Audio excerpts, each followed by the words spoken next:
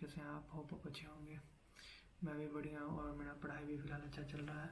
अगर आ गए हैं प्रीलिम्स का एग्ज़ाम में मात्र 158 दिन रह चुके हैं, मतलब बाकी हैं।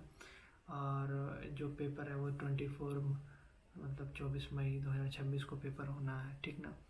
तो अब मेरे पास बहुत कम समय है। मैं आपका भी समय ज़्यादा नहीं लूँगा। मैं सिंपली वे में बहुत शॉर्ट में मैं बता दूँ कि जैसे मैंने पिछले दिन भी मैंने बताया था कि पॉलिटी ही में कंटिन्यू रहेगा जब तक। तो आज मैंने पॉलिटी में सिटीजनशिप पढ़ा और क्वेश्चन लगा एमसीक्यू, काफ़ी सारा एमसीक्यू लगाया उस पर। और जब वो ख़त्म हो गया मेरा तो जब खाने का टाइम हो गया तो खाने का टाइम के बाद में मेरा सेकेंड सीज़न स्टार्ट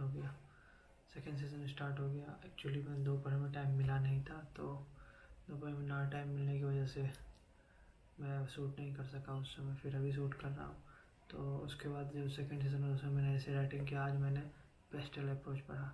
कल पढ़ा था मैंने स्ट्रक्चर ऑफ ऐसे राइटिंग, वो देखा था, ठीक ना। तो उसी में एक आता है हाउ टू अप्रोच ऐसे। तो उसी में पहला जो होता है वो होता है पेस्टल अप्रोच। कैसे अप्रोच किया था, तो पेस्टल अप्रोच। तो आज मैंने पेस्टल अप्रोच पढ़ा, ठीक है। और उसके बाद पेस्टल अप्रोच पढ़ा, फिर सीसेट का प्रीवियस ईयर क्वेश्चन लगाया। उसके बाद वो हो गया तो फिर दोपहर का टाइमिंग ख़त्म हो गया।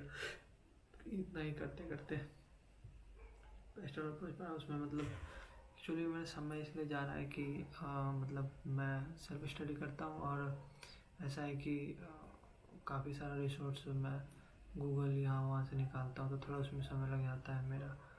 फिर वो किया, फिर जो कल पढ़ा था, जो आज पढ़ा, फिर उसको रिवीजन किया। फिर सीसेट का क्वेश्चन पढ़ा, जो मैं पहले सीसेट पढ़ा था उसको फिर रिवीजन भी किया थोड़ा।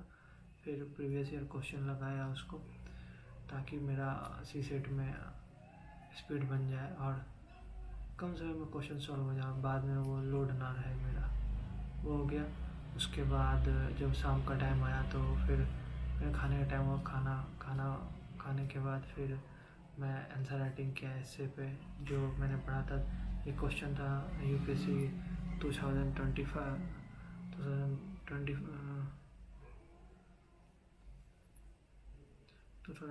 का क्वेश्चन था। वो क्वेश्चन इस तरह था कि thinking is like a game it does not बिंग unless there is a posit term, ठीक ना। तो ये क्वेश्चन था, तो उस पर लिखना था। तो पहले मैंने जो अप्रोच मैंने देखा वो ब्रेनस्टॉर्म किया उस पर कि क्या क्या कंडीशन हो सकता, क्या क्या लिख सकता हूँ उस पर। फिर पेस्टल अप्रोच देखा और अदर डायमेंशन भी उस पर सोचा कि क्या क्या उसमें मेंशन कर सकता हूँ मैं। फिर एग्जाम्पल भी डायमेंशन के साथ डाला। फिर एक फ्लो चार्ट बनाया। पहले तो सबसे पहला काम क्या है कि पहले ब्रेनस्टॉर्म किया, फिर फ्लो चार्ट बनाया पेस्टल अप्रोच के थ्रू, कैसे करना है नहीं करना। अभी स्टार्टिंग में मैं लिख रहा हूँ, थोड़ा मेरे लिए थोड़ा टफ है ये लिखना।